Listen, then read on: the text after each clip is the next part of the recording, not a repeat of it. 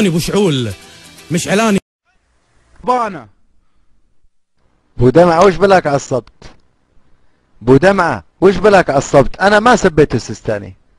انا كنت اتكلم من ساعة، كنت اتكلم على العالم الشيعي اللي اباح لك اكل غائط المعصوم. طيب الان يا ابو دمعة، الان هل تأكل غائط المعصوم وتشرب بوله انت يا ابو دمعة ولا لا؟ تفضل لك المايك. اللهم صل على محمد وعلى ال محمد. شوف اين جرنا الحوار، شوف اين جرنا الحوار والكلام. نعم، اكل زق المعصوم وادفع ببوله بعد، ادفع به. ايش عندك؟ هذول طاهرين، ذلي طاهرين وانت تجي تتكلم علينا. انت تبي بس تحط علينا الكلام وتقول علينا الكلام. نعم، انا اتشرف باكل غائط وبول المعصوم ما شربه، اتشرف بهذا الشيء امام الملأ اقولها انه انا اتشرف. قبحك الله انت، قبحك الله انت. لك المايك ابو سعد. طيب يا ابو دمعة، ما تعرف انه اذا تاكل براز المعصوم ممكن يصيبك مرض؟ ما تعرف انه اذا تشرب بول المعصوم ممكن يرتفع عندك السكر وتزيد الاملاح؟ تعرف هذا الكلام ولا ما تعرف؟ تفضل.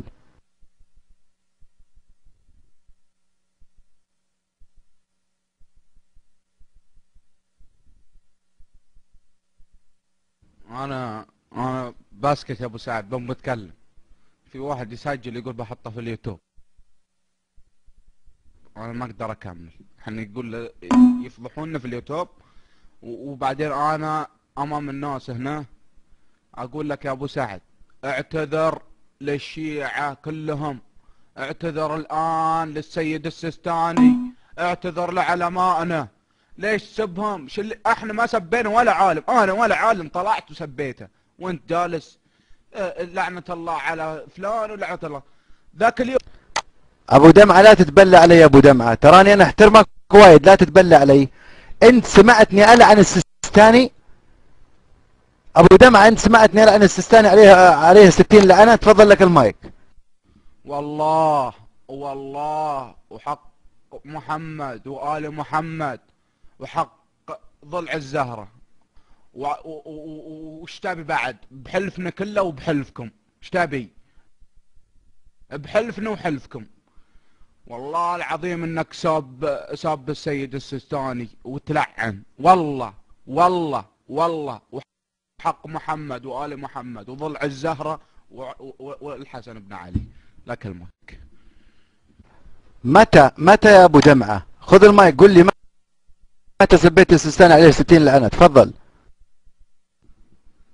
قبل ثانيتين من الآن، قبل ثانيتين. لعنة الله عليك أبو سعد، ولا مقعد عندك، ما بقعد عندك.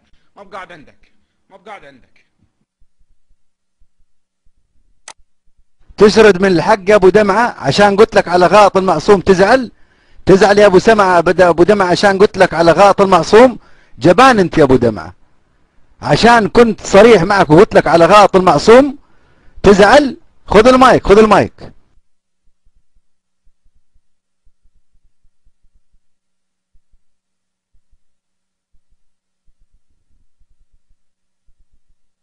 خرج.